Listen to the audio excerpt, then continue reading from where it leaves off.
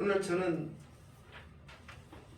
제가 느끼는 하나님의 그 영광과 축복, 하나님의 권세, 그것을 어떻게 하면 여러분들이 그걸 누리고 어떻게 하면 그 하나님을 여러분들이 만나고 그리고 인생이 변화될 수 있는가, 그것을 확실하게 가르쳐드리고 정말 이 2023년을 통해서 인생이 확 달라지기를 저는 원합니다. 정말 어른이나 아이나 할 것 없이 이 생각하는 이 모든 사고방식 자체가 하나님 영광으로 변화되어져서 그 바탕 위에서 존귀한 삶이 되기를 정말 제가 바라는 거죠. 오늘 3장 1절 말씀에 범사에 기한이 있다.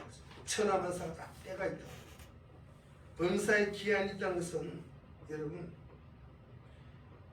오늘 설교 이 타이틀이 결정적 순간에 대해, 결정적 순간에 대해. 여러분, 이 하나님의 때를 놓치면 다시는 그 기회가 돌아오지 않습니다.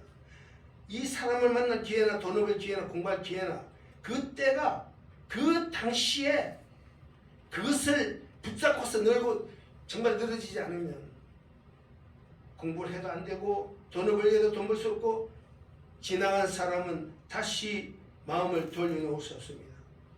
그런 것들은 이 세상에 너무 많이 깔려 있습니다. 까치는 집을 낮게 지으면 그때는 태풍이 오고, 까치가 부드럼 높이 집을 지으면 그 해는 바람이 없다는 거 우리는 어른들로부터 배워 살고 있습니다. 오늘 3장 1절 말씀에 범사에 기한이 있고 천하만사가 다 때가 있다 했습니다. 찬스와 기회가 왔을 때 결정적 순간에 그걸 잡아야 되는 거예요. 내 새끼도 잡아야 되고 나도 잡아야 되고 우리 교회가 잡아야 되고 그 하나님 축복을 잡아야 돼요. 찬스와 기회가 지나가는 거죠. 영원토록 나에게 이거 하라고 기다려주지 않습니다. 여러분, 그런 결정적 순간에 여러분 현명하고 분별력 있기를 예수 이름으로 축복합니다. 하나님은 결정적 시간 나를 위해서 딜레이 시키지 않습니다. 결정적 시간을 나를 위해서 좀 당겨주시거나 그리고 뒤로 밀어주시지도 않습니다. 그래서 오늘 말씀은 때가 얼마나 많이 등장합니까? 날 때가 있고 죽을 때가 있고 앉을 때가 있고 설 때가 있고 마실 때가 있고 멈출 때가 있고. 여러분, 그래서 우리가 환난 없이 살기 위해서는 회개의 타이밍을 절대로 놓쳐서는 안 됩니다. 우리는 가장 거룩해야 맑은 마음으로 공부를 할 수 있고 가장 맑은 마음으로 가장 거룩한 그 결정적 순간에 우리가 하나님을 향해서 거룩하게 설 수 있어야 우리가 삶의 방향을 결정할 때 우리가 마음을 결단할 수 있습니다.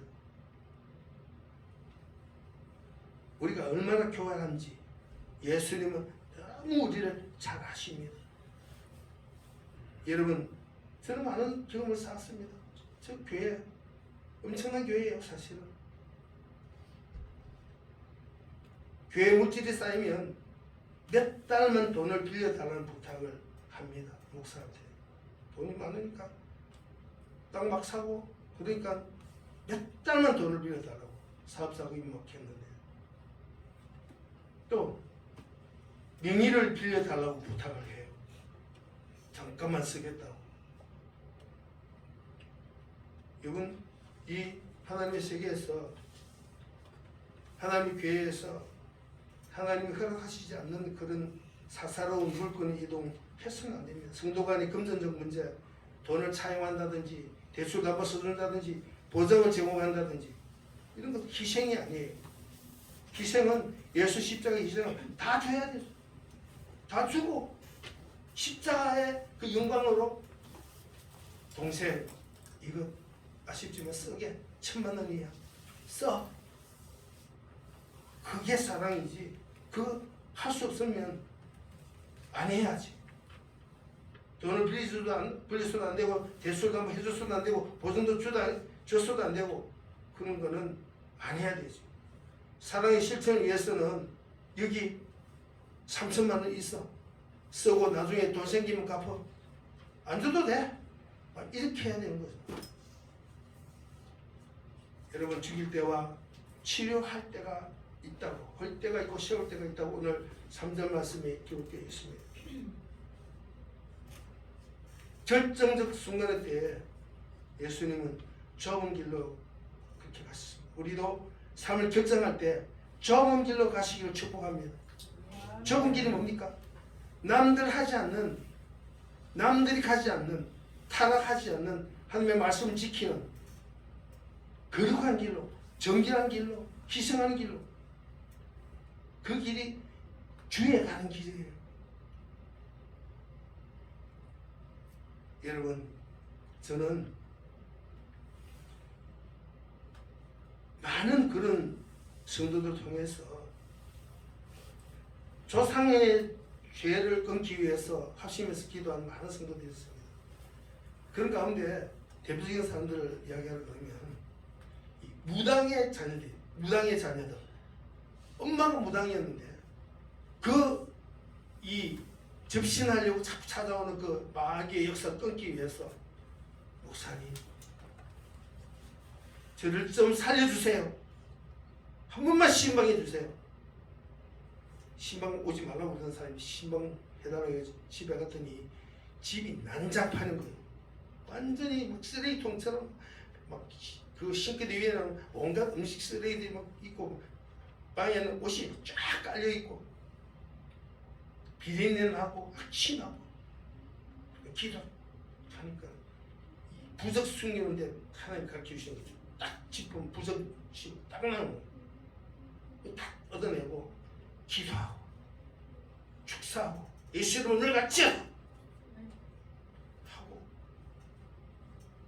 전투적인 기도를 소문 안 나게 성도들 알면 곤란합니다. 우리 기도합시다. 그 사모님하고 같이 그 집사하고 백년을 기도해서 그래서 물리친 적이 있습니다. 그와 마찬가지로 많은 사람들이 조상의 죄에 시달리고 있습니다. 여러분도 마찬가지입니다.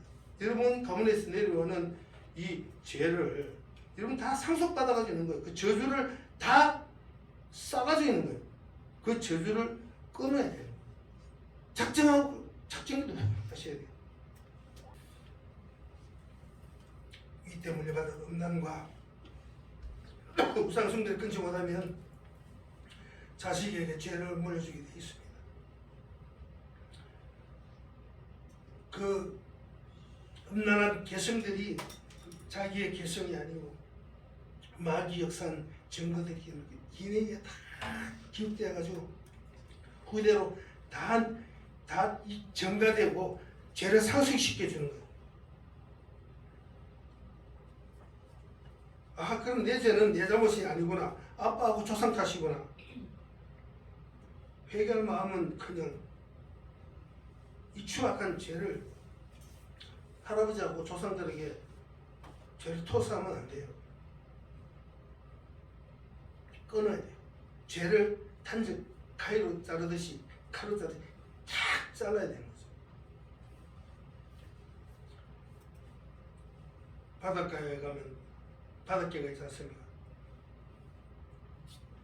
유서부화에 개가 바닷개가 자기도 앞으로 못 가면서 자기 새끼한테 옆으로 간다고 화를 막 내면서 앞으로 가 그런 거 우화가 있지 않습니까? 우리는 조상의 죄를 다 끊어야 돼요.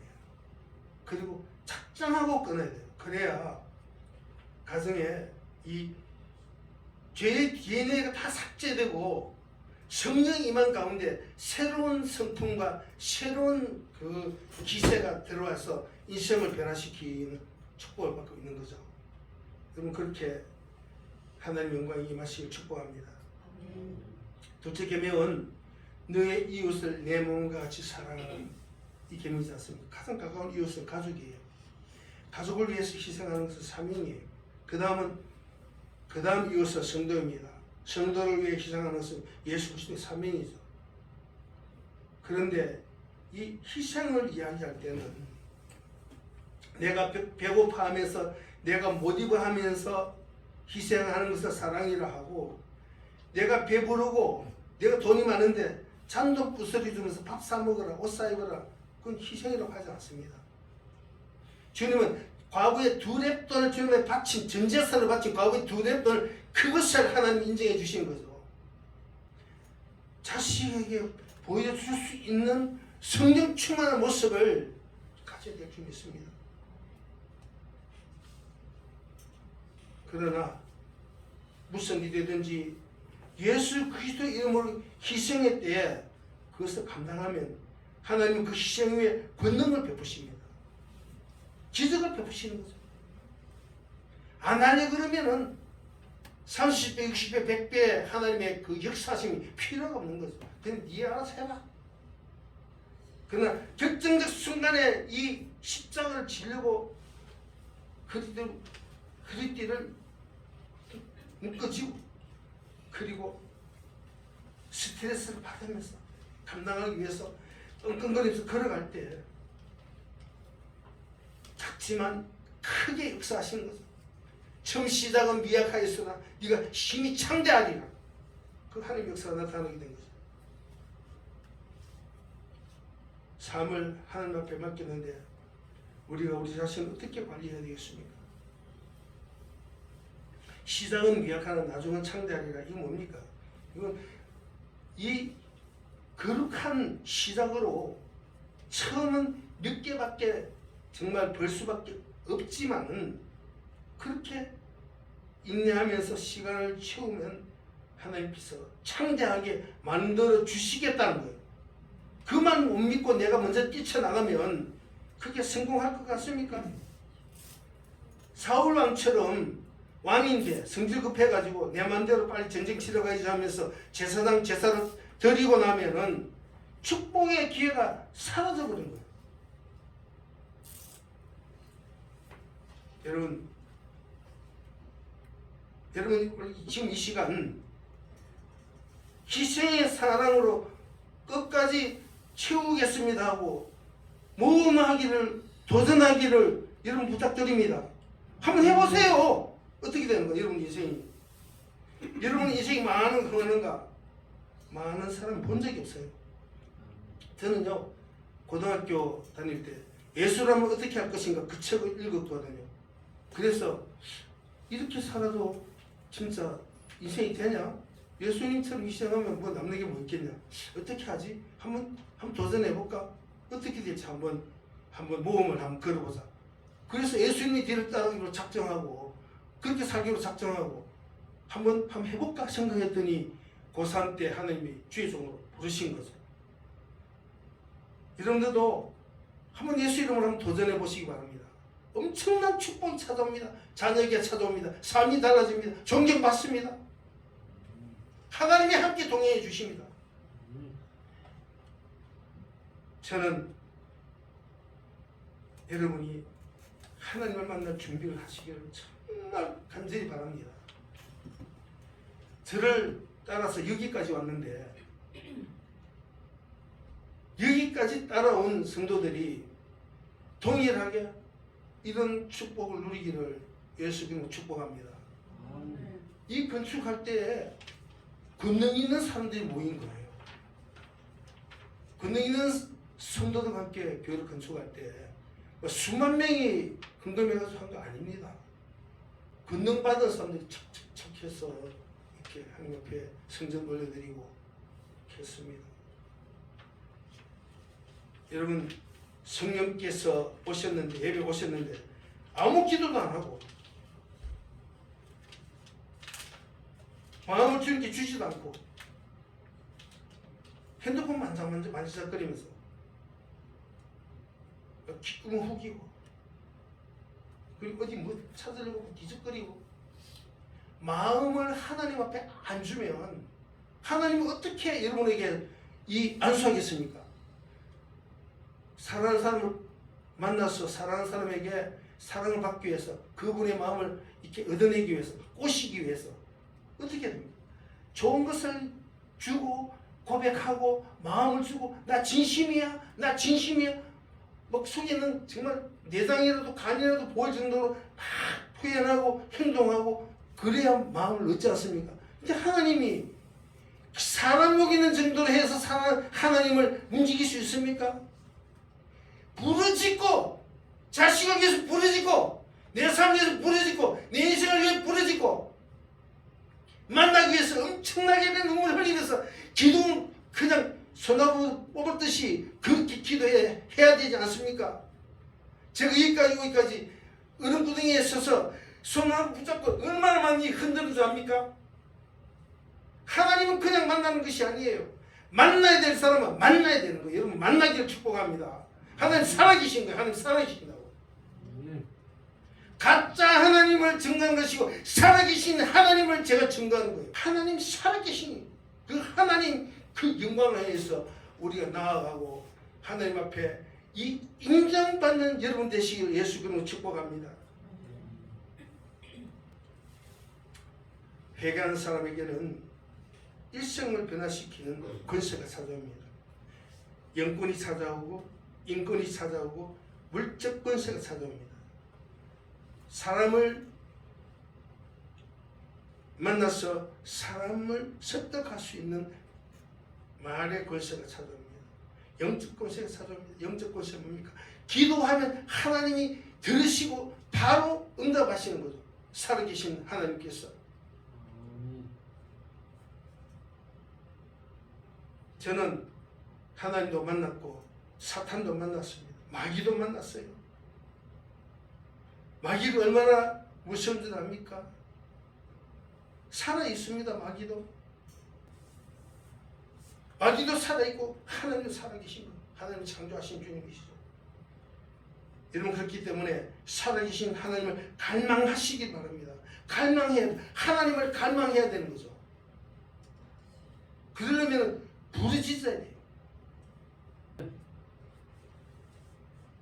눈물로 갈망하는 사람에게는 여러분 질병을 치료해 주시는 거예요. 인생이 달라지는 거예요.